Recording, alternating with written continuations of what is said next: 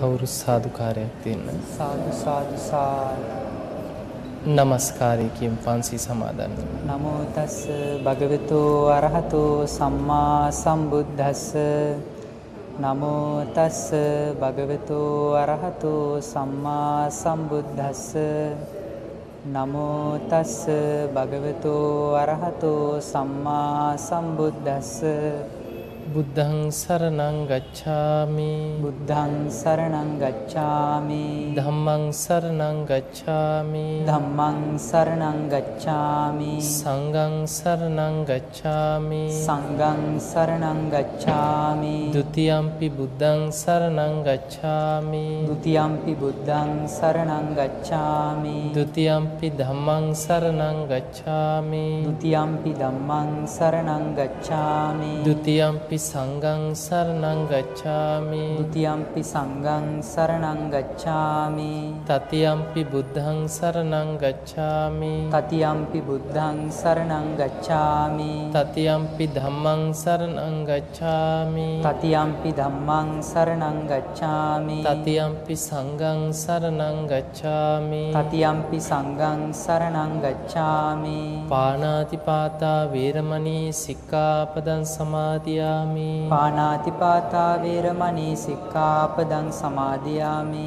අදින්නාදානා වේරමණී සික්ඛාපදං සමාදියාමි. අදින්නාදානා වේරමණී සික්ඛාපදං සමාදියාමි. කාමේසු මිච්ඡාචාරා වේරමණී සික්ඛාපදං සමාදියාමි. කාමේසු මිච්ඡාචාරා වේරමණී සික්ඛාපදං සමාදියාමි. මුසාවාදා වේරමණී සික්ඛාපදං සමාදියාමි. මුසාවාදා වේරමණී සික්ඛාපදං සමාදියාමි. සුරාමේරය මජ්ජපමා දට්ඨානා වේරමණී සික්ඛාපදං සමාදියාමි. සුරාමේරය මජ්ජපමා දට්ඨානා වේරමණී සික්ඛාපදං සමාදියාමි. තිසරණේන සද්දින් පංචශීලං ධම්මං සාදුකං සුරක්ඛිතං කତ୍වා අපමාදේන සම්පාදේත. ආම භන්තේ සාදු සාදු සාදු කියන කවුරු? සමන්ත චක්කවාලේසු අත්‍රා ගච්ඡන්තු දේවතා සද්දම්මං මුනි රාජස්ස සුනන්තු සග්ග මොක්ඛදං ධම්මස්සවන කාලෝ අයං බදන්තා. ධම්මස්සවන කාලෝ අයං බදන්තා. ධම්මස්සවන කාලෝ අයං බදන්තා. සාදු සාදු සාදු. නමෝ තස්ස භගවතු අරහතෝ සම්මා සම්බුද්දස්ස. නමෝ තස්ස භගවතු අරහතෝ සම්මා සම්බුද්දස්ස. නමෝ තස්ස භගවතු අරහතෝ සම්මා සම්බුද්දස්ස. සාදු සාදු සාදු. වාසනාවන්ත පින්වතුනි, අද දවසේ මේ පින්වතුන් මේ ස්ථානයට පැමිණිලා සියලුම දෙනාට යහපත පිණිස හේතු වෙන ධර්ම දේශනාවකට දායකත්වයේ දරලා හැම කෙනෙක්ම ඊටාම සද්ධාවෙන් සූදානම් වෙන්නේ ධර්මයේ ශ්‍රවණය කරන්නට. පින්වතුනි,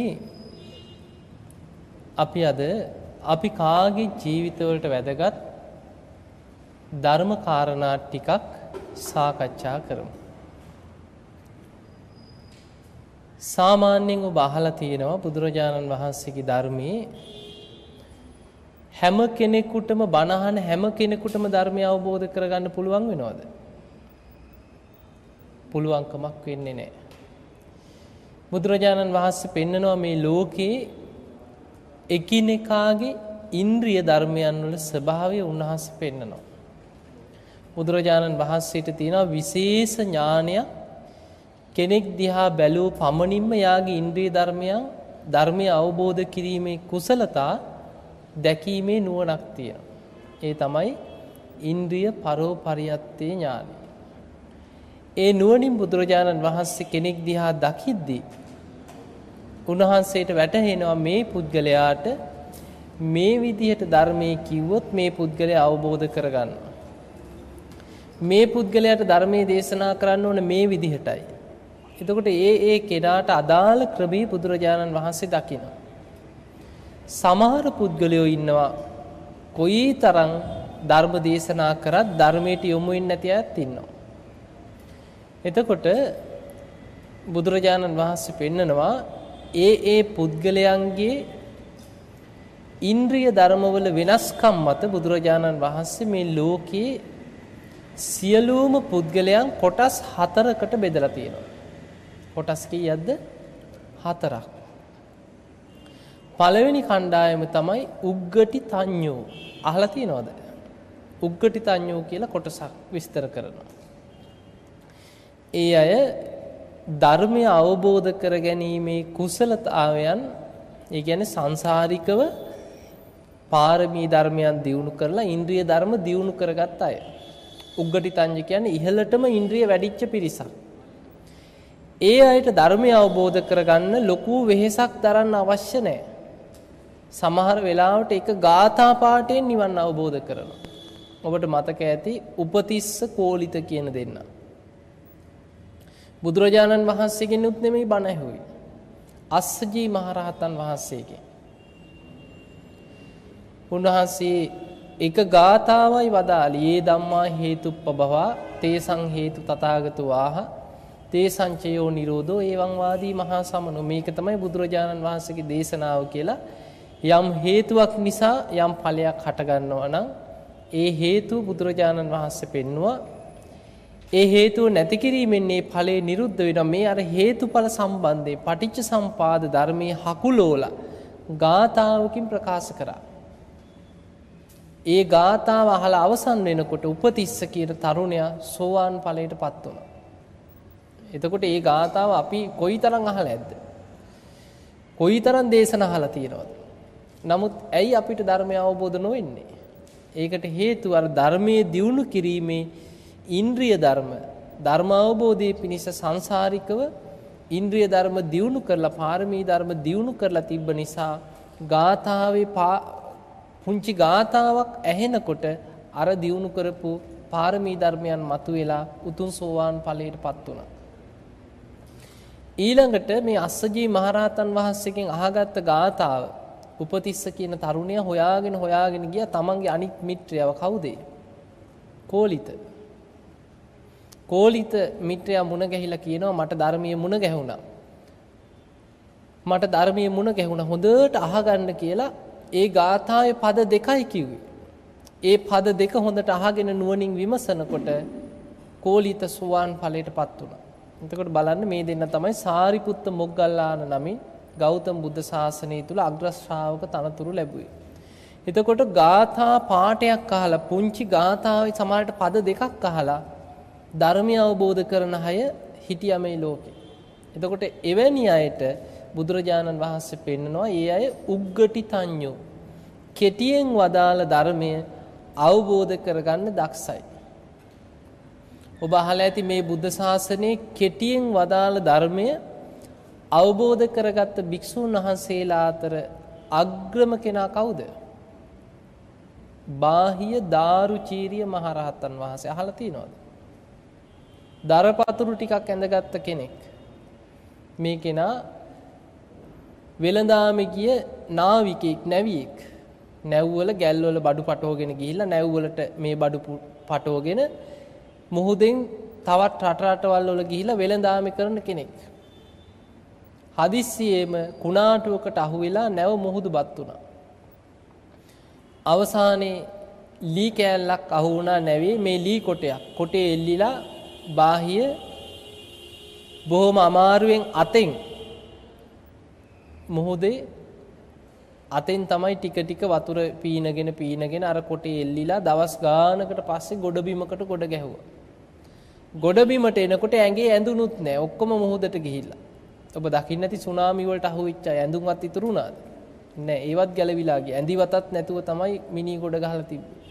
එතකොට ඒ වගේ බාහිය දාරුචීරිය ගොඩබිමකට ගොඩ ගහනකොට අර කොටේ බදාගෙන සිහි කල්පනාවත් අඩුයි. කලන්තේ වගේ. බලනකොට ඇඟේ ඇඳුනුත් නැහැ. හිමීන් බැලුව නැකිట్లా බලනකොට මහා වනාන්තරයක් පේන්න තියෙනවා. ඉක්මනට වනාන්තරයේ ඇතුළට ගිහිල්ලා කොලාතු ටිකක් අරගෙන විලි වසා ගත්තා. දාරුචීරිය කල්පනා කරා මේ ප්‍රදේශයේ මොන જાතියයි ඉන්නවද දන්නේ. බාහිය දාරුචීරිය කියන්නේ දරපතුරු ඇඳගත්ත නිසා තමයි ඌට දාරුචීරිය කියන නම ප්‍රසිද්ධ වුණේ. මෙයා කල්පනා කරා එකපාරට ගමකට යන්න බෑ. මොකද නොයෙක් මිනිහ ගෝත්‍රික පිරිස් ඉන්නවා. මිනි මස් කන අය ඉන්නවා. වැඩි ජනතාව ඉන්නවා. සමහර ලාට බොහොම කුපිත වෙච්ච මිනිස්සු ඉන්නවා. බාහියව දැක්කට පස්සේ මරන්න පුළුවන්, වද හිංසා කරන්න පුළුවන්. ඒ නිසා බාහිය කල්පනා කරා මම කැලේට වෙලා මේ කැලේ තියෙන මොකක් හෝ කොලයක්, අලක් බතලයක් හරි කාලා කැලේට වෙලා ටිකක් මේ ප්‍රදේශය ගැන අධ්‍යයනය කරන්න ඕනේ. බාහිය මහා වනාන්තරේ නතර වෙලා කැලේට වෙලා ජීවත් වුණා. අර දරපතුරු ටික ඇඳගෙන ඇඳුන්නේ දැන් දරපතුරු තමයි විලිවසා ගන්න තියෙන්නේ. ඔය අතරේ ගමේ මිනිස්සු දර කඩන්න කැලේට එනවා. පලාවැල නෙලන්න කැලේට එනවා. එනකොට සමහරු දැක්කා දරපතුරු ඇඳගත්ත, කෙස් රැවුල් වවාගත්ත තාපසයෙක් වගේ අමුතුම જાතියේ කෙනෙක් මේ වනාන්තරේ එහා මෙහා ඇවිදිනවා. ගල් උඩට වෙලා වාඩි වෙලා ඉන්නවා. ගම්මු ගිහින් කතා වුණා මේ කෙනා නම් සාමාන්‍ය කෙනෙක් නෙවෙයි. ඇඳුම් කෙරෙහිවත් ආසාවක් නැති, හොඳට හිත දියුණු කරගත්ත, සියලු ආසාවන් අතහැරපු කෙනෙක් වෙන්නේ නැති. මොකද ඒ කාලේ ඒ වෙනකොට නොයෙක් නිගන්ටියෝ හිටියා. ඇඳුම් නැතුව හිටපු අය හිටියා. ඇඳුම් කෙරෙහි ආසාව අතහැරපු අය. ඒ නිසා මේ ගම්මු කල්පනා කරා මේ කෙනත් රහතන් වහන්සේ නමක් වෙන්නේ නැති. ඒ නිසා ගමේ මිනිස්සු මේ වනාන්තරයට ඇවිල්ලා බාහියට ගරු සත්කාර කරන්න පටන් ගත්තා. සමහරු ඈත තියා වන්දනා කරලා ආපහු හැරිලා යනවා ගෞරවයට. සමහරු ඇවිල්ලා වැඳගෙන අහනවා අනේ ඔබ වහන්සේට අපි දානමාන ගෙනල්ලා දෙන්න. ඔබ වහන්සේ බාර ගන්නවද කියලා. ඉතින් මේ විදියට මිනිස්සු ගරු සත්කාර කරනකොට බාහියටත් හිතුණා මේ මිනිස්සු මට ගරු කරන්නේ මොකක් හෝ දියුණුවක් මා තුල ඇති. බාහියට නිකන් මාන්නයක් වගේ ඇති වුණා. මිනිස්සු මට ඈත ඉඳන් වඳිනවා. දානමාන ගේන්න අහනවා. පුදුම ගරු කිරීමක්. මිනිස්සු කියනවා මං රහත් කියලා. ඇත්තටම මං රහත්ද දන්නේ නැහැ කියලා තමන් විසින්ම තමන් ගැන මාන්නයක් ඇති කරගෙන රැවටුණා. ඒ වෙලාවේ බාහියට හිතවත් පෙර සංසාරික මිත්‍රයෙක් එකට භාවනා කරපු කෙනෙක් කාශ්‍යප බුදුරජාණන් වහන්සේගේ කාලේ අනාගාමී ඵලයටපත් වෙලා සුද්ධාවාස බ්‍රහ්ම ලෝකෙ ඉපදිලා හිටියා. මේ බ්‍රහ්මයා බැලුවා කෝ තමන්ගේ මිත්‍රයා. බලනකොට දැක්කා මේ වෙනකොට ඒ කෙනා මනුස්ස ලෝකෙ ඉපදිලා අන්න මහා වනාන්තරයක දරපතුරු ටිකක් ඇඳගෙන වැරදි දෘෂ්ටියක් ඔළුවට අරගෙන. මොකද්ද වැරදි දෘෂ්ටිය? තමන් රහත් කියලා හිතාගෙන ඉන්නවා දැන් මිනිස්සු වඳින නිසා. රහත්තියා මෙලෝ ධර්මයක් දන්නේ නැහැ. කැලේට වෙලා දරපතුරු ටිකක් ඇඳගෙන මම රහතන් වහන්සේ කෙනෙක් කියලා වැරදි දෘෂ්ටියකින් මිත්‍යා දෘෂ්ටියකට බැසගෙන ඉන්නවා. මිනිස්සුත් වැඳලා යනවා. මේ බ්‍රහ්ම රාජයා සුද්ධාවාස බ්‍රහ්ම ලෝකේ හිටපු මේ බ්‍රහ්මයා අර බාහිය ඉදිරියේ පෙනී සිටියා. පෙනී ඉඳලා බාහියට කියා හිටියා බාහිය ඔබ රහතන් වහන්සේ නමක් නෙමෙයි. ඔබ රහතන් වහන්සේලාව අඳුනන්නෙත් නැහැ. ඔබ රහත් වෙන මාර්ගයක් දන්නෙත් නැහැ. ඒ නිසා මිනිස්සු රවට්ටන්න එපා කියව බොරුවට. බාහිය මාන්නක්කාර කෙනෙක් නෙවෙයි. යම් මට්ටමකට අර මිනිස්සු වඳිනකොට තමන් ගැන මාන්නයක් ඇති වුණාට අර බ්‍රහ්ම රාජයා කියපු කාරණේ ගැන නිහතමානීව කල්පනා කරා. එහෙමනම් මේ කියන කාරණෙත් ඇත්තක් ඇති. මිනිස්සු බට වැන්දට ගරු කරාට මම මොනවද දන්නේ? රහතන් වහන්සේලා ගැන අහගන්න ඕන කියලා අර බ්‍රහ්මයාගෙන් අහනවා. අනේ එහෙනම් රහතන් වහන්සේලා කොහෙද ඉන්නේ? ඉන්න තැනක් මට කියන්නයි කියලා. ඒ වෙලාවේ මේ බ්‍රහ්ම රාජයා කියා හිටියා බාහිය සවැත් නුවර දඹදිව මධ්‍ය දේශේ අන්න බුදුරජාණන් වහන්සේ නමක් පහළ වෙලා උන්වහන්සේ තමයි රහත් වෙන මාර්ගය දේශනා කරන්නේ. රහතන් වහන්සේලා වැඩ ඉන්නෙත් ඒ ප්‍රදේශේ. බාහිය දාරුචීරිය මේ ගැන ඇහුවා විතරයි බුද්ධ කියන වචනය කනට වැටෙනවා සමගම අර සංසාරිකව දියුණු කරපු පාරමී ධර්මයේ දියුණු කිරීමේ පුරුදු මතුවලා ආවා. බාහිය මුහුදේ ගොඩ ගහලා තිබ්බ දකුණු ඉන්දියාව ප්‍රදේශයට ඔබ දැකලා ඇති දඹදිව ගියා ඉන්නවනම් සාමාන්‍යයෙන් මෙහෙන් ඉන්දියාවට ගිහිල්ලා ඉවර වෙලා කෝච්චියේ සමහරු යනවා මේ දකුණු ඉන්දියාවේ චෙන්නයි වල ඉඳන් බුද්ධ ගයාවට යන්නේ කිලෝමීටර් 2500ක් විතර දුම්රිය මාර්ගයකින් යන්නේ කෝච්චියේ ගිහිල්ලා. එතකොට ඒ වගේ කිලෝමීටර් 2000කට වැඩි දුරක් දකුණු ඉන්දියාවේ ඉඳන් බාහිය දාරුචීරිය දරපතුරු ඇඳගෙන පයින් දුවගෙන ගියා සවැත් නුවර ජේතවනාරාමේ දක්වා. එතකොට එක දවසින් දුවන්න පුළුවන්ද? බෑ. දවසට සැතපුම් 16ක් දීවා කියලා අටුවාවේ සඳහන් වෙනවා. එතකොට මාස ගාණක් මාස 2ක් 3ක් තිස්සේ දුවන්නේ නැති.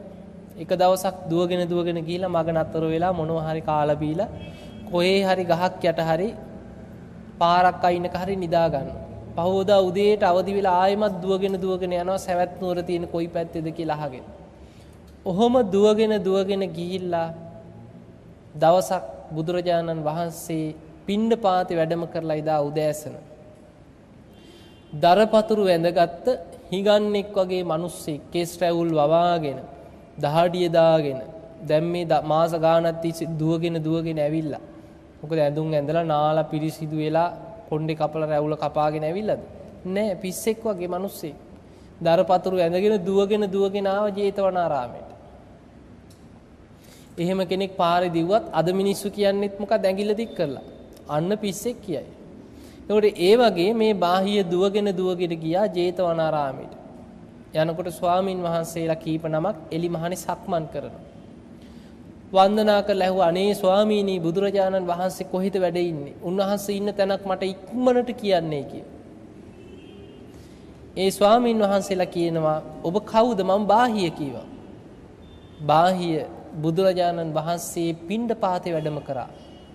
ඒ නිසා උන්වහන්සේ වඩින්න ටික වෙලාවක් යනවා. එතකන් ওই පැත්තකට වෙලා විවේකීව ඉන්න කිව්වා බුදුරජාණන් වහන්සේ වඩින්න තෙක්. බාහියට ඉවස ගන්න බෑ. ඒ තරමකට හදිස්සිය උනන්දුව වැඩි. බාහිය ඇහුවා කොයිද නගරේ තියෙන්නේ? සවැත් නුවර අර ප්‍රදේශයේ කිව්වා. දුවගෙන ගියා නගරේට. ගිහිල්ලා නගරේ වීදියක් පාසා පාරක් ගානේ හොය දුවනවා දැන් බුදුරජාණන් වහන්සේ. සවැත් නුවර කියන්නේ විශාල ජනතාවක් ජීවත් වෙච්ච බොහෝම දියුණු නගරයක්. අද අපි ගමු මේ කොළඹ නගරය කියලා. එතකොට මේ වගේ විශාල පාරවල් ප්‍රමාණයක් තියෙන නගරයක්. එතකොට බාහිය මේ පාරක් දිගේ දුවා බුදුරජාණන් වහන්සේ හොයනවා. මෙහෙම හොයාගෙන යනකොට දැක්කා බුදුරජාණන් වහන්සේ එක තැනක පිණ්ඩපාතේ වැඩම කරනවා පාත්තරය අතේ තියාගෙන. බාහිය ඈත තියාම අඳුනගත්තා අරණං එකත් එකටම සාන්ත ගමනකින් පිණ්ඩපාතේ වැඩම කරන්නේ බුදුරජාණන් වහන්සේමයි. දුවගෙන ගිහිල්ලා බුදුරජාණන් වහන්සේ ඉදිරියේ දන ගහගෙන වන්දනා කරගෙන කියා හිටිය අනේ ස්වාමීනි භාග්‍යතුන් වහන්සේ මට ධර්මයේ දේශනා කරන සීක්වා. මේ මහපාරයිනේ. මහපාරේ මිනිස්සු යනවා.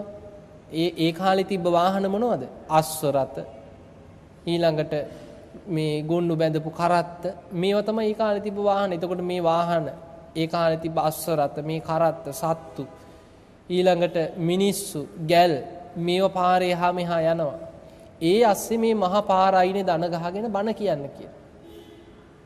බුදුරජාණන් වහන්සේ වදාලා බාහිය මේ බණ කියන වෙලාවක් නෙවෙයි. මේ පිණ්ඩපාතේ කරන වෙලාව කියනවා. ඒ නිසා චුට්ටක් ඉවසලා ඉන්නේ කියනවා. බාහිය දාරුචීරියට ඉවසුමක් නැහැ. බාහිය කියනවා අනේ ස්වාමීනි ඔබ වහන්සේගේ ජීවිතයට අනතුරක් වෙයිද කවුද දන්නේ? මගේ ජීවිතයට යම් අනතුරක් වෙයිද කියලා කවුද දන්නේ? ඔබ වහන්සේ නම් බුද්ධත්වයට පත් වෙලා කෙලෙස් ප්‍රහාණය කළා ඉවරයි. නමුත් මම තාම කෙලෙස් සහිත කෙනෙක්. ඒ නිසා ස්වාමීනි භාග්‍යතුන් වහන්සේ ඉක්මනට ධර්මයේ දේශනා කරන සේක්වා කියලා ඉල්ලීමක් කළා. දෙවනි වතාවෙත් බුදුරජාණන් වහන්සේ වදාලා බාහිය පොඩ්ඩක් ඉවසලා ඉන්න. මේ පිණ්ඩපාතේ කරන වෙලාව. පිණ්ඩපාතේ කරලා අවසන් වෙනකන් ඉන්න කි. බාහිය දෙවනි වතාවෙත් කියනවා අනේ ස්වාමීනි ඔබ වහන්සේ නම් කියයි ඔබ වහන්සේගේ ජීවිතේට අනතුරක් වීද කවුද දන්නේ? මගේ ජීවිතේට අනතුරක් වීද කවුද දන්නේ? අනේ ස්වාමීනි ඉක්මනට බණ ටිකක් කියන්නේ කි. තුන්වෙනි වතාවෙත් ඉල්ලීමක් කරා. බුදුරජාණන් වහන්සේ නැවත නැවතත් කිව්වා බාහිය මේ පිණ්ඩපාත යන වෙලාව අනේ ස්වාමීනි කියලා තුන්වෙනි වතාවෙත් ඉල්ලීමක් කරා. ඒ වෙලේ බුදුරජාණන් වහන්සේ උන්වහන්සේගේ බුදු ඇසින් බැලුවා ඇයි මේ බාහිය මේ දාරුචීරිය ඇයි මේ නැවත නැවතත් ඔබ වහන්සේගේ ජීවිතේට අනතුරක් වේද කවුද දන්නේ? මගේ ජීවිතේට අනතුරක් වේද කවුද දන්නේ? මේ විදියට මේ ජීවිත අනතුරක් ගැන මේ මරණය ගැනම මේ කිය ඇයි මේ පෙරැත්ත කරන්නේ? බුදු ඇසින් බුදුරජාණන් වහන්සේ දැක්ක බාහියට ජීවත් වෙන්න තියෙන තව ඊටාම සුළු කාලයයි ආයුෂ. පෙර සංසාරික අකුසලයක් මත වෛර බැඳගත් යක්ෂණියෙක් පන්නගෙන එනවා පලිගන්න. බුදුරජාණන් වහන්සේ දැක්ක නමුත් මේ බාහියට ධර්මය අවබෝධ කරන්න පිනක් තියෙනවා. ධර්මය අවබෝධ කරගන්න පින් තියෙන කෙනෙක් කෙටියෙන් ධර්මයේ කිව්වත් අවබෝධ කරගන්න පුළුවන්. බාහිය ඉල්ලීමක් කර අනේ ස්වාමීනි මට කෙටියෙන් හරි කමක් නැහැ මේ ධර්මයේ කියන්නේ කිව්වා. බුදුරජාණන් වහන්සේ මහා පාරයිනේ. මිනිස්සු යන මේ මහා පාරේ වීදියක් අයිනේ පාත්‍රයේ අතේ තියාගෙන අර බාහිය දරපතුරු ටිකක් ඇඳගෙන පාරයිනේ දන ගහගෙන හිටියේ. බුදුරජාණන් වහන්සේ වදාළ බාහිය එහෙනම් හොඳට අහගෙන මේ විදිහට විමසන්නේ කිය. මුළු ධර්මස්කන්ධේම හකුලෝලා කැටි කරලා බුදුරජාණන් වහන්සේ වදාළ බාහිය දිත්තේ දිත්තමත්තම් භවිස්සති. ඇහෙන් යමක් දැක්කොත් දැක්ක විතරයි කියලා හිතන්න කියවා. සුතේ සුතමත්තම් භවිස්සති. කනට යමක් ඇහුනොත් ඒක ඇහුණ විතරයි කියලා හිතන්නේ කියවා. මුතේ මුතමත්තම් භවිස්සති. යමක් දැනුනොත් මොනවද දැනෙන්නේ? නාසයට ගඳ සුවඳ දැනෙනවා. දිවට දැනෙන්නේ රස. කයට දැනෙන්නේ පහස. එතකොට මේ දැනෙන දේවල් දැනීම මාත්‍රයෙන් අවසන් කරන්න කිව්වා. ඒ කියන්නේ ඒ තුල කෙලෙස් උපද්දව යන්න එපා කිව්වා. එතනින්ම ස්පර්ශයෙන් හටගත්ත දෙයක් ස්පර්ශයෙන් නැති වෙනකොට නැති වුණා කියලා දැනිච්ච දේ දැනීම මාත්‍රයෙන් අවසන් කරන්නයි කිව්වා. විඥානේ විඥානමත්තම් භවිස්සති. යමක් හිතුවොත් ඒක සිතුවිල්ලක් විතරයි. එතනින් නවත්තන්න කිව්වා. ඒකේ නිමිති සටහන් කෙලෙස් සහිත දේවල් මතක තියාගන්න එපා කිව්වා. බුදුරජාණන් වහන්සේ වදාළ බාහිය ඔබ ඔය විදිහට හික්මුණොත් දැක්කොත් දැක්කා විතරයි, ඇහුනොත් ඇහුණා විතරයි, දැනුනොත් දැනුණා විතරයි, යමක් හිතුනොත් හිතුණා විතරයි කියලා ඔබ එතනින් නැවැත්තුවොත් ඔබ එතන නෑ කියවා. එතන නෑ කියන්නේ වෙන තැනකත් නෑ, ඒ අතරත් නෑ, ඔබ පිරිනිවන් පාන. බලන්න අපට තේරුම් ගන්න අපහසුයි. මුළු ධර්මස්කන්ධයම කැටි කරලා ඊටාම කෙටියෙන් බුදුරජාණන් වහන්සේ වදාලා. ඔච්චරයි බණ ටික. බාහ්‍ය දාරුචීරිය මහපාර අයිනේ දන ගහගෙන අර කියපු කරුණු ටික නුවණින් විමසුවා. බුදුරජාණන් වහන්සේ පාත්‍රය අරගෙන එහෙම ඒ වීදිය දිගේ ඉදිරියට වැඩම කරා පිණ්ඩපාතේ. ටික දුරක් බුදුරජාණන් වහන්සේ පිණ්ඩපාතේ කරගෙන මේ පැත්තෙම උන්වහන්සේ ජේතවනාරාමයට වැඩම කරා. ටික වෙලාවයි බාහ්‍ය දාරුචීරිය මහපාර අයිනේ අර සෙනග යන පාර අයිනෙම දන ගහගෙන අර කියපු ධර්මයේ නුවණින් විමසනවා. කොහොමද දැක්කොත් දැක්ක විතරයි වෙන්නේ. ඇහත් අනිත්‍ය නම් ඇහැට පේන රූපත් අනිත්‍ය නම් ඇහි විඥානයත් අනිත්‍යයි. මේ විදියට මේ ආයතන හය මුල් කරගෙන අනිත්‍ය වශයෙන් සිහි කරගෙන හිටියා. විමසුවා. යෝනිසෝ මනසිකාරය යෙදුණා.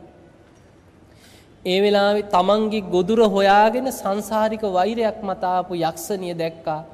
මහපාර අයිනේ දන ගහගෙන ඉන්නවා බාහ්‍ය දාරුචීරිය. අමනුෂ්‍යයෙකුට ආපු විදියටම ගහන්න පුළුවන්ද? කෙලින්ම පුළුවන් කමක් නැහැ. සියුම් ශරීරයක් තියෙන කෙනෙක්. අමනුෂ්‍යයා මොකද කරේ? එතන හිටියා එළදෙනක්. එළදෙනට ආවේශ වෙලා එන්න. එනපු ගමම්ම එතන මැරිලා වැටුණා. එහෙම එතන පාර අයිනෙම මැරිලා වැටුණා එළදෙන ඇනලා. එදා හවස් සරුවේ බුදුරජාණන් වහන්සේ ධම්සභා මණ්ඩපේ වැඩ සිටිද්දී භික්ෂූන් වහන්සේලා බුදුරජාණන් වහන්සේට කියා හිටිය ස්වාමීනි භාග්‍යතුන් වහන්සේ අද දහවල් තරුණෙක් දරපතුරු ඇඳගෙන දුවගෙන ආව තථාගතයන් වහන්සේ විමසගෙන. ඒ පුද්ගලයා නගරයට දුවගෙන ගියා. මේ මිනිස්සු කියා හිටිනවා තථාගතයන් වහන්සේත් එක්ක නගරේ වීදියක් අයිනේ කතා කර ඉන්නවා දැක්කයි කියලා. ස්වාමීනි භාග්‍යතුන් වහන්සේ මේ පුද්ගලයාට එළදෙනෙක් ඇනලා මහපාර අයිනෙම මැරිලා ඉන්නවා කියලා මිනිස්සු කියා හිටියා. ස්වාමීනි භාග්‍යතුන් වහන්සේ කවුද කියලා ඇහුවා භික්ෂුන් වහන්සේ. ඒ වෙලේ බුදුරජාණන් වහන්සේ වදාලා මහණෙනි ඒ වෙන කිසිම කෙනෙක් නෙමෙයි කිව්වා මේ මගේ ගෞතම බුද්ධ ශාසනය තුල කෙටියෙන් වදාළ ධර්මයේ අවබෝධ කරගත්ත භික්ෂූන් වහන්සේලා අතර අග්‍රම කෙනා කිව්වා.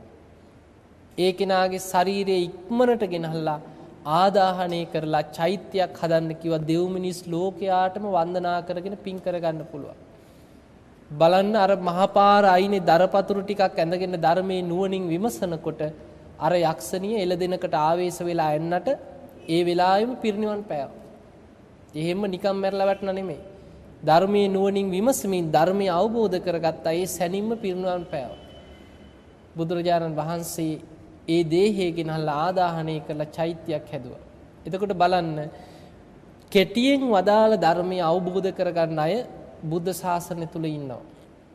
එතකොට එවැනි අයට ධර්මයේ සඳහන් වෙනවා උග්ගටි තඤ්ඤෝ කියලා. එතකොට ඒ අය බුදු කෙනෙක්ගේ සමහර විට ධර්ම පදයක් බුදුරජාණන් වහන්සේගේ ගාථාවක් ඇසූ සැනින් ඒ තුලින් නුවණින් විමසලා ධර්මය අවබෝධ කරගන්න දක්ෂයි. ඔන්න පළවෙනි පිරිස. ඊළඟට බුදුරජාණන් වහන්සේ පෙන්නනවා තවත් කණ්ඩායමක් ඉන්නවා ධර්මය අවබෝධ කරගන්න අය මේ ලෝකේ. ඒ තමයි විපටිතඤ්ඤෝ. කලින් පුද්ගලයාගේ නම මොකද්ද? උග්ගටිතඤ්ඤෝ. දෙවෙනි පුද්ගලයා තමයි විපටිතඤ්ඤෝ. ඒකෙනත් ධර්මය අවබෝධ කරගන්න කෙනෙක්. හැබැයි අර උග්ගටිතඤ්ඤ පුද්ගලයා තරම්ම ඉන්ද්‍රිය ධර්ම දියුණු වෙච්ච කෙනෙක් නෙමෙයි. කෙටියෙන් ධර්මයේ කියලා තේරුම් ගන්න හැකියාවක් ඒ පුද්ගලයාට නැහැ. විපටිතඤ්ඤෝ පුද්ගලයාට ධර්මයේ දීර්ඝ වශයෙන් විස්තර කර ඒ පුද්ගලයාගේ ඉන්ද්‍රිය ධර්මයන් දිහා බල බුදු කෙනෙක් ධර්ම දේශනා කරනවා. එවැනි දීර්ඝ දේශනාවක් අවසන් වෙනකොට ඒ පුද්ගලයා ධර්මය අවබෝධ කරනවා. ඔබ අහලා ඇති බුද්ධ දේශනා අහද්දී ත්‍රිපිටකයේ සඳහන් නොයේක් දේශනාවල තියෙනවා බුදුරජාණන් වහන්සේ මේ විදිහට පිළිවෙල කතාව කරා. එවැනි විපටිතඤ්ඤ පුද්ගලයාට බුදුරජාණන් වහන්සේ බණ කියන්නේ මේ විදිහට.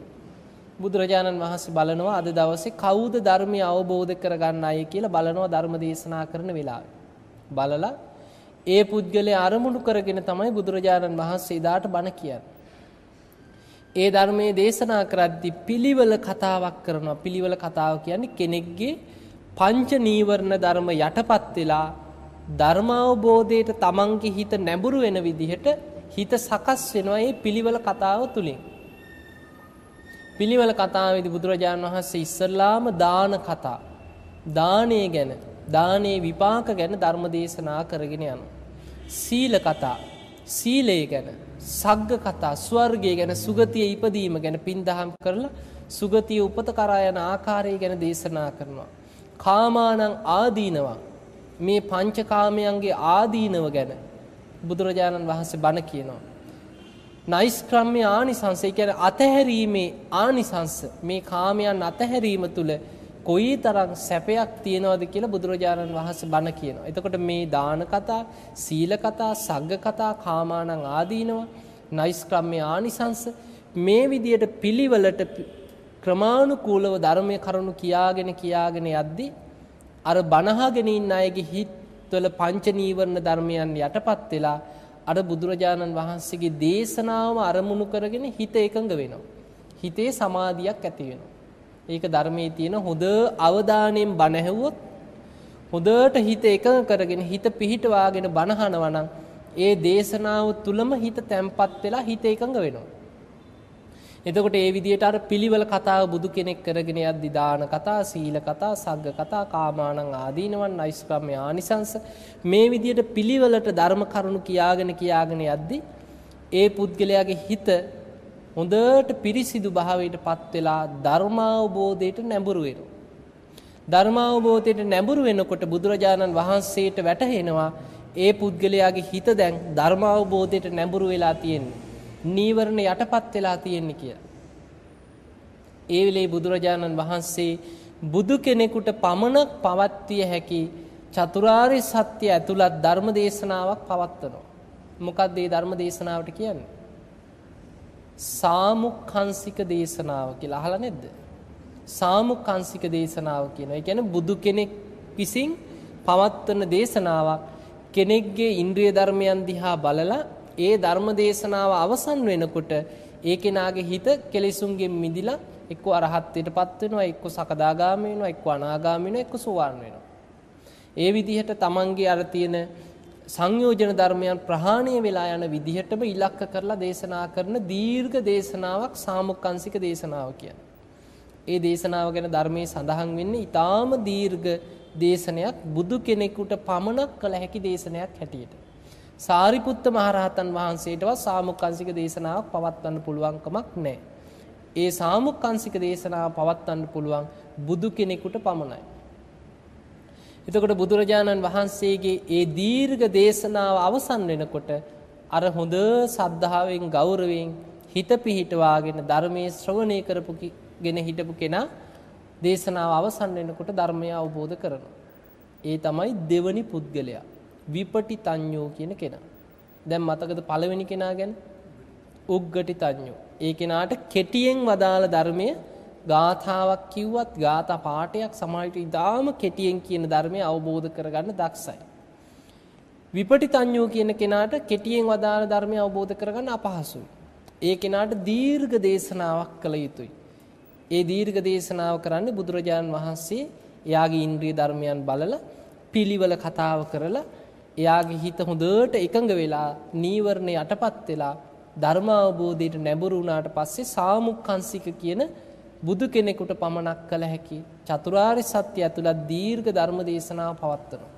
ඒ දේශනාව අවසන් වෙනකොට මාර්ගඵල ලබනවා. ඒ තමයි විපටිතඤ්ඤෝ කියන කෙනා. ඊළඟට මේ ලෝකයේ තුල ධර්මය අවබෝධ කරගන්න තවත් පුද්ගලයෙක් බුදුරජාණන් වහන්සේ විස්තර කරනවා.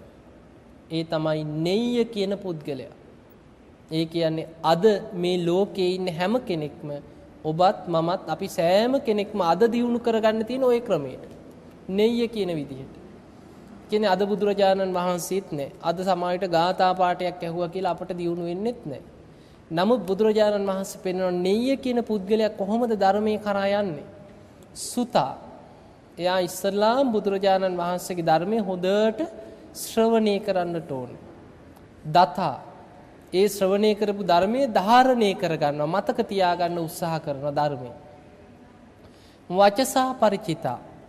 වචනයෙන් පුරුදු කරනවා, කටපාඩම් කරනවා මේ ධර්මයේ. දැන් අපි කරන්නේ ඇහැ අනිත්‍යයි, කන අනිත්‍යයි, නාසය අනිත්‍යයි, දිව අනිත්‍යයි, කය අනිත්‍යයි, මනස අනිත්‍යයි කියලා වචනේනුත් කියනවා. සිහි කරනවා.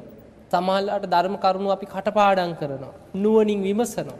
එතකොට ඒ විදිහට අර නෙය්‍ය කියන පුද්ගලයා ධර්මයේ කරා යන්නේ ක්‍රමානුකූලව. අනුපුබ්බ සික්ඛා, අනුපුබ්බ කිරියා, අනුපුබ්බ ප්‍රතිපදා පිළිවෙලින් ටික ටික සීලේක හික්මිලා, සීලයේ ටිකෙන් ටික දියුණු කරගෙන, ටිකෙන් ටික ධර්මයට පැමිණිලා, ධර්මයේ ඉගෙනගෙන, බණ භාවනා කර ටික තමයි තමන්ගේ ඉන්ද්‍රිය ධර්ම තමන්ම තමයි දියුණු කරගන්න තියෙන්නේ.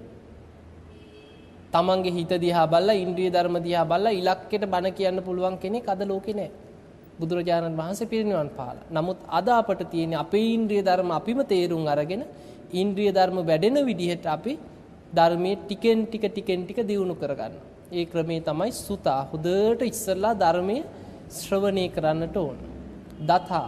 බුදුරජාණන් වහන්සේගේ ධර්මයේ ගැන හොඳ ධාරණයක්, මතක ශක්තියක් ඇති කරගෙන ධර්මයේ හොඳට තමන්ගේ ජීවිතය තුළ ගොඩනගා ගන්නට ඕනේ. වචසා ಪರಿචිතා. වචනයෙන් පුරුදු කරන්න ඕනේ. කටපාඩම් කරගන්න ඕනේ. ඊළඟට මනසානුපෙක්කිතා. හොඳට අහලා ධාරණය කරගෙන වචනයෙන් පුරුදු කරගත්ත ධර්මයේ මනසානුපෙක්කිතා. ඒ කියන්නේ නුවණින් විමසන්නට ඕන. මනසානුපෙක්කිතා කියන්නේ යෝනිසෝ මනසිකාරය දෙන්නට ඕන. නුවණින් විමසනවා. ධර්ම කරුණු නිතර නුවණින් විමස තමන්ට පමුණෝලා බලනවා. මේ ධර්මයේ ඕපනයිකයි. ඕපනයිකයි කියන්නේ තමා තුලින් දකින්න තියෙන්නේ. තමන්ගේ ජීවිතයට ගලපලා නුවණින් විමසලා බලනවා. ඒකට කියනවා මනසානුපෙක්ඛිතා. එතකොට මේ විදිහට ධර්මයේ හොඳට තමන් තුලින් නුවණින් විමසා බලන්නට ඕන. ඊළඟ කාරණේ බුදුරජාණන් වහන්සේ වදාලා මේ විදිහට හොඳට ධර්මයේ අහලා සුතා ධාරණය කරගෙන දතා වචනේනුත් පුරුදු කරමින් මනසානුපෙක්ඛිතා නුවණින් විමසමින්, ඒ කියන්නේ භාවනා කරමින් තමන්ගේ ජීවිතය තුළට විමසා බලමින් දියුණු කරනකොට දිට්ඨියා සුප්පටි විද්දා.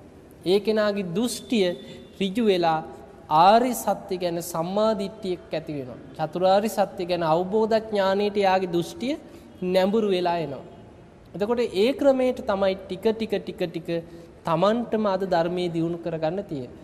ඒ තමයි නෙය්‍ය කියන පුද්ගලයා. එතකොට අද ලෝකේ ඉන්න පුද්ගලයන්ට ධර්මයේ දියුණු කරගන්න තියෙන ওই විදිහට. ධර්මයේ හොඳට අහන්නට ඕනේ සුතා. හොඳට ධාරණය කරගන්න ඕනේ. ඒකයි බණ අහන්න ඕනේ නිතර. ධර්ම සාකච්ඡා කරන්න ඕනේ. දහම් පොතපත කියවන්න ඕනේ. ධර්ම දේශනා නිතර ශ්‍රවණය කරන්න ඕනේ. ඒ හැම දෙයක් තුලින්ම අපට සුතවත් බව. සුතේ කියන්නේ ධර්මඥානෙ වැඩෙනවා. එක අවස්ථාවක බුදුරජාණන් වහන්සේ පෙන්වලා දෙනවා මහණෙනි මේ ධර්මඥානෙ කෙනෙක් රැස් කරගන්න ඕනේ ආයුධ ගබඩාවක් රැස් කරන රජ කෙනෙක් වගේ කියන. රජ කෙනෙක් තමන්ගේ රාජ්‍ය සතුරු සේනාවන්ගෙන් ආරක්ෂා කරගන්න මොකද කරන්නේ? නොයෙක් උපක්‍රම යොදනවා. මේක ධර්මයේ සඳහන් වෙනවා නගරූපම කියන සූත්‍රයේ. ඒ තමන්ගේ රාජ්‍ය වටා සමහර වෙලාවට විශාල ඇලක් හාරනවා. දියාගලක් කනිනවා. ඊළඟට විශාල තාප්පයක් ප්‍රාකාරයක් ගහනවා. එකපාරට කඩාගෙන ඇතුළට එන්න බෑ සතුරු සේනාවන්ට. ඊළඟට ඒ තාප්පය ඇතුලෙන් තමයි නගරය ඉදි කරන්නේ. නගරය තුල චතුරාංගනී සේනාවක් සංවිධානය කරනවා. ත්‍රිවිධ හමුදාවක් වගේ සේනාවක් චතුරාංගනී සේනාව යුද්ධයකට යන සේනාවක් සංවිධානය කරනවා. සේනාව විතරක් හිටියට මදි සේනාවට ආයුධ තියෙන්න ඕන. බුදුරජාණන් වහන්සේ වදාළ රජ කෙනෙක් තමන්ගේ රට ආරක්ෂා කරගන්න නම් සතුරු සේනාවන්ගෙන් නවීන අවි ආයුධ වලින් යුක්ත ආයුධ ගබඩාවන් තමන්ගේ නගරයේ තුල එක්රැස් කරන්නට ඕන කියනවා. බුදුරජාණන් වහන්සේ වදාළ මහණෙනි නවීන ආයුධ රැස් කරගත්තොත් ඉක්මනින් ක්‍රියාත්මක කරන්න පුළුවන් ආයුධ ගබඩා තිබුණොත් ඕනෑම සතුරු සේනාවක් පරාජය කරලා ඒ නගරය ආරක්ෂා කරගන්න ජය ගන්න ඒ රජතුමාට පුළුවන් කියන. එතකොට බුදුරජාණන් වහන්සේ වදාළ මහණෙනි ඒ ආයුධ වලින් සතුරු සේනා පරාජය කරන්න පුළුවන් වගේ මගේ ධර්ම මාර්ගය යන ශ්‍රාවක දරුවන්ගේ ආයුධ ගබඩාව තමයි කියව ධර්මඥානය. එතකොට කෙලෙස් යුද්ධයට යන අයට තියෙන ආයුධ ගබඩාව මොකද්ද? ධර්මඥානය. රජ කෙනෙකුට තියෙන ආයුධ ගබඩාව තමයි බෞද්ධකමේ තියෙන අර අවි ආයුධ යුද්ධයක් ජය ගන්න කරන්නේ. එතකොට ඒ ආයුධ වලින් යුද්ධයක් දිනනවා වගේ කෙලෙස් යුද්ධ දිනන්න නම් ධර්මඥානයේ නැමැති ආයුධ ගබඩාව රැස් කරන්න කියන. ඉතින් ඒ නිසා අපේ ජීවිත තුල අපි වර්තමානයේ අපට ධර්මයේ කරා යන්න නම් ධර්මය අවබෝධ කරගන්න නම් ඉස්සල්ලා හොඳ පිරිසිදු දහම් දැනුමක් ඇති කරගන්නට ඕනේ සුතා. ඒ ධර්මයේ හොඳට නුවණින් නිතර විමස ධාරණය කරගන්න ඕනේ. දතා ධාරණය කරගන්න ඕනේ. වචනෙනුත් පුරුදු කර නිතර ඉන්න ගමන් මේ ධර්ම කරුණු නිතර සිහි කරන වචනෙන් කියන කටපාඩම් කරනවා. ඒ විදිහට පුරුදු කරලා ඒ කරුණුම මනසින් විමසන්න ඕනේ. නුවණින් විමසනවා. යෝනිසෝ මනසිකාරය දෙනවා. එතකොට තමයි ප්‍රඥාව ලැබෙන්නේ. ඔබට මතකද ආලවක සූත්‍රයේ ආලවක කියන යක්ෂයා බුදුරජාණන් වහන්සේගෙන් අහනවා ස්වාමීනි ප්‍රඥාව ලබන්නේ කොහොමද කියලා ප්‍රශ්නයක් ඇහුවා. කතංසු ලබතේ පඤ්ඤා. බුදුරජාණන් වහන්සේ උත්තර දුන්නා සද්ධානෝ අරහතං ධම්මං නිබ්බානපත්තිය. සද්ධාවෙන් නිවන කරා යන බුදුපසේ බුදු මහරහතන් වහන්සේලාගේ ධර්මය අහන්න කිව්වා ඉස්සරලා. සුසුසා ලබතේ පඤ්ඤා අපමත්තෝ විචක්කනෝ. ඒ ඇසූ ධර්මය අප්‍රමාදීව විචක්ෂණයෙන් යෝනිසෝ මනසිකාරය යෙදෙන්න කියනවා. නුවණින් විමසන්න කියන ප්‍රඥාව ලැබෙන්නේ. ඒතර ප්‍රඥාව ලබන ක්‍රමේ තමයි බුදුපසේ බුදු මහරහතන් වහන්සේලාගේ ධර්මයේ සද්ධාවෙන් අහලා ඒ ඇසූ ධර්මයේ නුවණින් විමසීම. යෝනිසෝ මනසිකාරයේදී භාවනා කිරීම. අන්න එතකොට ප්‍රඥාව ලැබෙනවා. එතකොට ඒ නිසා අද ධර්මයේ කරා යන්න නම් හොඳ ධර්මඥානයක් ඇති කරගෙන ඒ ධර්මයේ හොඳට ධාරණය කරගෙන කටපාඩම් කරගෙන යෝනිසෝ මනසිකාරය දෙන්න ඕනේ. මනසානුපෙක්කිත. අන්නේ කෙනා තමයි වර්තමානයේ තුල ධර්ම අවබෝධය කරා යන කෙනා. එතකොට ඒ විදියට ධර්මයේ දියුණු කරන කෙනාට කියනවා නෙය්‍ය පුද්ගලයා කියලා. දැන් පුද්ගලයෝ 3 දෙනෙක් ගැන අපි කතා කරා. පළවෙනි පුද්ගලයා කවුද? උග්ගටිතඤ්ඤෝ. කෙටියෙන් වදාළ ධර්මය අවබෝධ කරගන්න කෙනා. දෙවෙනි පුද්ගලයා තමයි විපටිතඤ්ඤෝ. කෙටියෙන් වදාළ ධර්මය අවබෝධ කරගන්න අපහසුයි. නමුත් දීර්ඝ වශයෙන් දේශනා කරන ධර්ම කරුණු අවබෝධ කරගන්නවා. දීර්ඝ දේශනාවක් අවසන් වෙනකොට බණහල අවසන් වෙනකොට ධර්මය අවබෝධ කරනවා. තුන්වෙනි පුද්ගලයා තමයි නෙය්‍ය කියන පුද්ගලයා.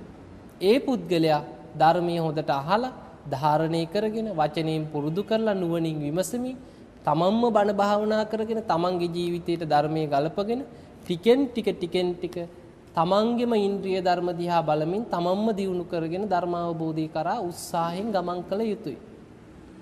ඒ ක්‍රමේ තමයි ධර්මය අවබෝධ කරන්න තියෙන ක්‍රමේ වර්තමානයේ. තවත් පුද්ගලයෙක් බුදුරජාණන් වහන්සේ පෙන්නනවා පදපරම කියලා පුද්ගලයෙකුත් ඉන්නවා ලෝකේ.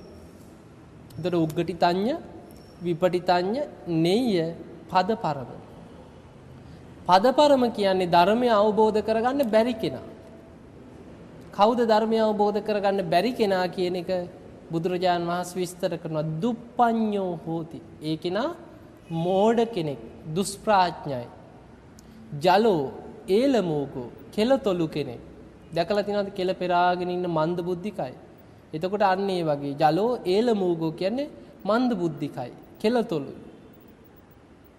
සිහි කල්පනාව අඩු කෙනෙක්, දුෂ්ප්‍රඥ කෙනෙක්. බුදුරජාණන් වහන්සේ වදාලා අන්නේ කෙනාට නම් බුදුන් වදාළ ධර්මය මොන විදියකටවත් මතක තියාගෙන විමසලා ධර්ම අවබෝධයකට යන්න බැරිය කියලා. ඔන්න ඔය පුද්ගලයෝ 4 දෙනා තමයි මේ ලෝකයේ තුල විද්‍යාමාන වන පුද්ගලයෝ 4 දෙනා හැටියට බුදුරජාණන් වහන්සේ පෙන්නන්නේ. එතකොට දැන් බලන්න ඔබ මේ ධර්මය අවබෝධ කරගන්න පුද්ගලයෝ 3 දෙනෙක් බුදුරජාණන් වහන්සේ පෙන්වනවා. බැරිම කෙනෙක් ඉන්නවා. ඒ කෙනා කවුද බැරි? මන්ද බුද්ධික කෙනා. කෙලතොලු, මෝඩ, සිහි කල්පනාව අඩු, කියන දේ තේරුම් ගන්න බැරි මන්ද බුද්ධික කෙනා. එතකොට වර්තමානයේ මන්ද බුද්ධික වෙලා ඉපදිලා නැත්නම්, සිහි කල්පනාව අඩුව, කියන දේ තේරෙන්නේ නැතුව, කල්පනාවක් නැතුව ඔහේ කෙල පෙරාගෙන බලාගත්තොත් බලාගෙන ඉන්නේ අන්න මන්ද බුද්ධිකය. එතකොට ඒ විදිහට ඉපදිලා නැත්නම්, කියන දේ තේරෙනවා නම්, සිහි කල්පනාව තියෙනවා නම්, කෙලතොලු නැත්නම් ධර්මය අවබෝධ කරගන්න පුළුවන්ද බැයිද? පුළුවන්. එහෙමනම් අද ධර්මය අවබෝධ කරගන්න පුළුවන්. අපට කෙටියෙන් වදාළ ධර්මයේ තේරුම් ගන්න බැරි වෙයි. සමහරට උග්ගටිතඤ්ඤ තත්වයට දියුණු වෙලා නැති වෙයි. විපටිතඤ්ඤ තත්වයටත් දියුණු වෙලා නැති වෙයි. නමුත් නෙය්‍ය කියන මට්ටමට අපි හැම කෙනෙකුටම ඇතුල් වෙන්න පුළුවන්. ඒ කියන්නේ බුදුරජාණන් වහන්සේගේ ධර්මයේ හොඳට අහලා ධර්මයේ ධාරණය කරගන්න පුළුවන්. නෙය්‍ය තත්වයට ඇතුල් වෙන්න පුළුවන්. ඒ ධර්මයේ හොඳට මතක තියාගෙන බණ භාවනා වශයෙන් දියුණු කරගන්න පුළුවන්. ඒ නිසා අද මේ වෙනකොට මේ මනුස්ස ලෝකෙ ඉපදිලා ඉන්න ඔබ හැම කෙනෙකුටම සිහි කල්පනාව තියෙනවා නම්, මන්ද බුද්ධික වෙලා නැත්නම්, කියන දේ තේරෙනවා නම් ධර්මය අවබෝධ කරගන්න පුළුවන්. ඒ නිසා අවශ්‍ය වෙන්නේ ඒ ධර්මයේ තමන්ගේ ජීවිතයට ප්‍රායෝගිකව ගලපා ගන්න අවශ්‍ය වෙනවා. අන්න ඒක තමයි අපට නැත්තේ. දැන් බලන්න මම පෙන්නන්නම් බුදුරජාණන් වහන්සේ කාලේ දැන් අපි බිම්බිසාර රජතුමාගේ ජීවිතයෙන් ගලපලා බලන්න. බිම්බිසාර රජතුමා සෝවාන් වෙච්ච කෙනෙක්. බිම්බිසාර රජතුමා රජකම් කරපු කෙනෙක්. එතකොට දේශපාලනය කරනවා කියන්නේ පුංචි දෙයක්ද? රටක් පාලනය කරනවා කියන්නේ. එතකොට ධාර්මිෂ්ඨව රජකම් කරා. දැන් බලන්න ධර්මයේ දියුණු කරගත්ත පුද්ගලයාගේ ධර්මයේ නැති කෙනාගේ වෙනස හොඳට නුවණින් විමසලා බලන්න. බිම්බිසාර රජතුමාට සංසාරික යම් වෛරයක් මත පුතෙක් ඉපදුනා හතුරෙක්. කවුද? අජාසත්. අජාත සත්ත. මොකක්ද ඒකේ තේරුම? අජාත කියන්නේ නූපන්, සත්ත කියන්නේ සතුරා. මව් කුසේදීමයි නම වැටුනේ. ඒ අම්මට දේවියට, බිම්බිසාර රජතුමාගේ දේවියට දොළ දුකක් ඇති වුණා. දරුවා ලැබෙන්නේ ඉන්නේ නැද්ද? අමුතුම ಜಾති ආසාවක්. තමන්ගේ ස්වාමියාගේ, පිය රජතුමාගේ, කියන්නේ රජතුමාගේ උරහිස පළල ලේ බොන්න ආස හිතුණා. දැන් ඕක කියන්න පුළුවන් ද විලැජ්ජාවක් නැතුව ස්වාමියාට? කියා ගන්න බෑ. ඉතින් ඒ නිසා ඉවසගෙන ඉන්නවා. දැන් කියන්නෙත් නැහැ. කෙට්ටු වෙනවා, ඇදිලා යනවා. නිතර නිතර ලෙඩ වෙනවා. දැන් රජතුමා අහනවා අනේ දේවිය කියන්න කියන මොනවද කැමති? මම මේ විශාල රාජධානියක රජ කෙනෙක්. ඔබතුමියට ඕනෑම දෙයක්, දේවියට ඕනෑම දෙයක් මං සලස්සලා දෙන්න කියන්නේ කියනවා. නෑ නෑ මම මැරිලා ගියදෙන් මම කියන්නේ නෑ කියනවා. මම මැරිච්ච දෙන් කියනවා. රජතුමා මොකද කරේ? උපක්‍රමශීලීව අර සේවිකාව දාලා අහගත්ත මොනවද තියෙන, මොකද්ද මේ තියෙන හිතේ නිතර නිතර මතුවෙන දොළ දුක කියලා. රජතුමාට සේවිකාව ඇවිත් කිව්වා රජතුමනි හිතා ගන්නත් අමාරුයි. රජතුමාගේ උරහිස පළල ලේ බොන්න ආසාවක් ඇති වෙලා දේවියට. රජතුමා තමන්ගේ රාජකීය කඩුව අරගෙන ඒ වෙලාවෙම උරහිස සිදුරු කරලා ලේ ටිකක් ගොට්ටකට අරගෙන බොන්න දුන්නා. ඒ ලේ ටික බීවට පස්සේ තමයි අර දොළ දුක සංසිඳුනේ. එතකොට මව් කුසේදිමයි නම වැටුනේ. ඒ සිදුවීමත් එක්ක මිනිස්සු කියන්න පටන් ගත්තා ඔය නම් උපදින්න ඉන්නේ හතුරෙක්. ඔය නම් නූපන් හතුරෙක් තමයි තාම ওই මව් කුසේ වැඩෙන්නේ. ඒ නිසා මිනිස්සු අතරම මේ නම ප්‍රසිද්ධ වෙලා ගියා අජාත සත් නූපන් සතුරා කියන නම. තරුණ වයසට එනකොට බොහොම ආදරෙන් හැදුවා. පාප මිත්‍රයෙකුට අහු වුණා. කවුද අහුවෙච්ච පාප මිත්‍රයා? දේවදත්තගේ බහට රැවටුණා. හොඳ උපදෙස් දුන්නා.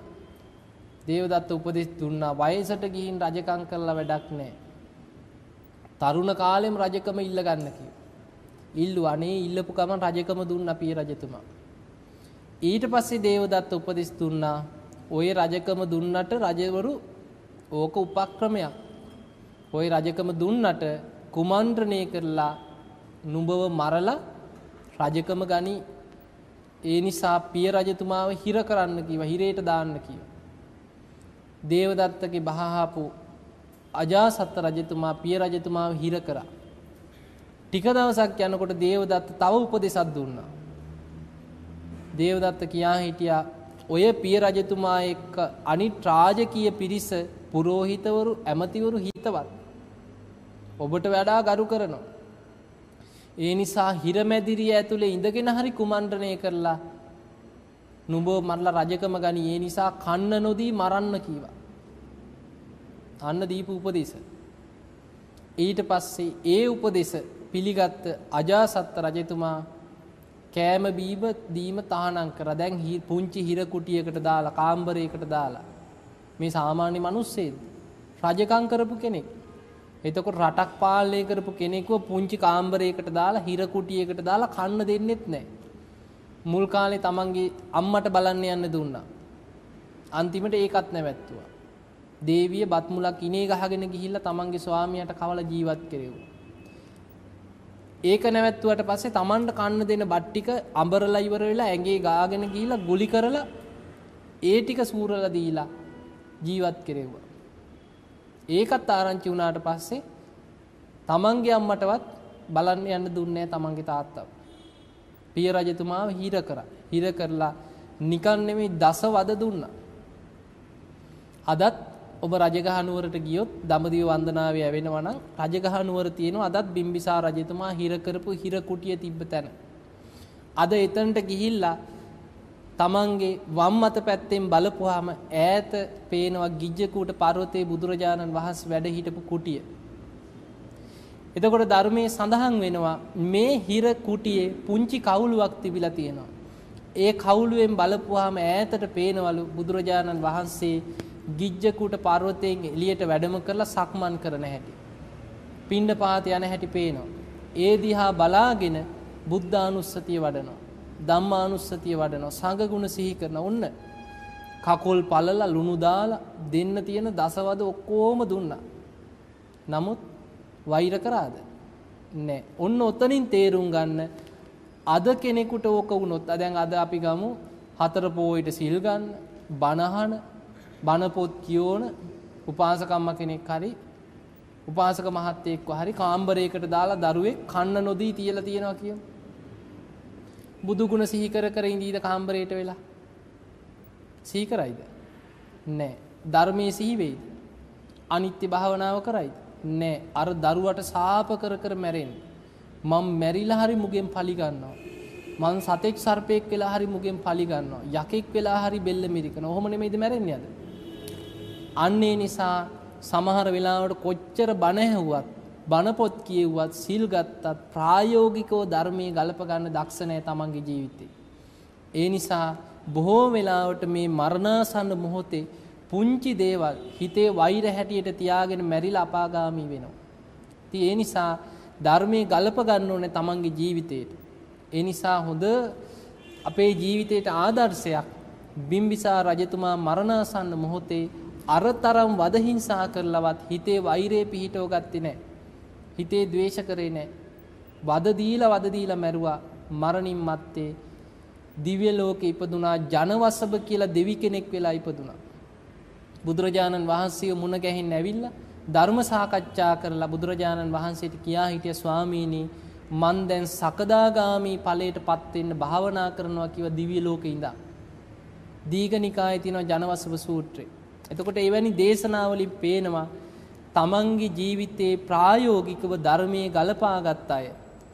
මිනිස්සු තමන්ට හිංසා කරද්දී ඒවට වෛර කර කර පලි ගන්න ගියේ නැති අය. හැම දෙයකදීම ධර්මයේ සිහි කරගෙන බුදු ගුණ සිහි කරගෙන ධර්මයේ සිහි කරගෙන ධර්මයේ නුවණින් විමසමින් ධර්මය අවබෝධ කරන්නම උත්සාහ ගත්ත අය තමයි තමන්ගේ ජීවිතේ ජය ගන්න. ඉතින් ඒ නිසා මේ පින්වත් හැම දෙනෙක්ම දැඩි අදිෂ්ඨානයක් ඇති කරගන්න. තමන්ට මනුස්ස ජීවිතයක් ලැබුණා. බුදු කෙනෙක් පහළ වෙච්ච කාලෙක බුද්ධ ශාසනයක් ලෝකේ පවතින යුගයක මනුස්ස ජීවිතයක් ලැබුණා.